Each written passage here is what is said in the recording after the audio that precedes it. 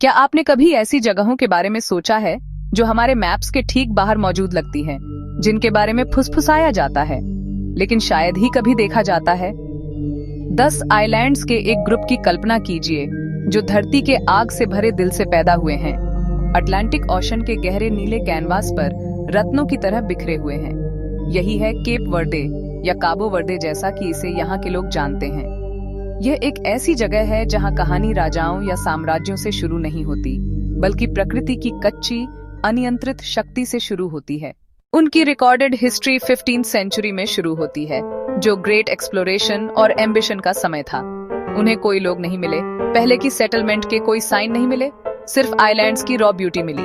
Cap वर्दे को समझने के लिए आपको इसका म्यूजिक सुनना होगा। ये आइलैंड्स की धड़कन है, इसकी हिस्ट्री की आवाज है और इसके लोगों की सोल है।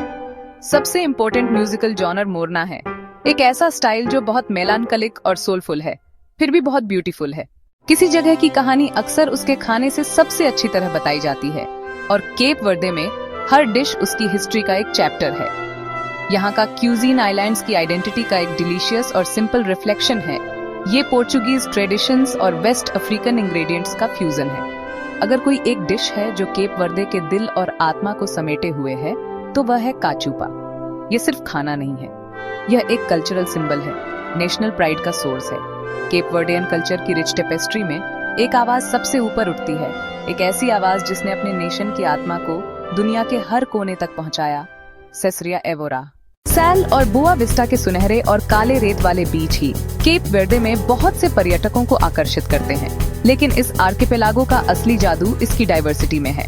केप वर्डेन आर्किपेलागो में एक ऐसा आइलैंड है जो नेचर की कच्ची, क्रिएटिव और डिस्ट्रक्टिव पावर को किसी और से भी ज्यादा दिखाता है।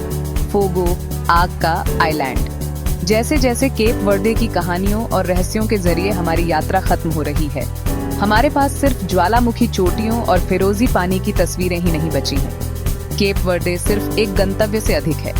यह एक प्रेरणा है, एक अनुस्मारक है कि एक विशाल महासागर के बीच में एक छोटी सी चट्टान पर भी सुंदरता, भावना और आशा की दुनिया पनप सकती है।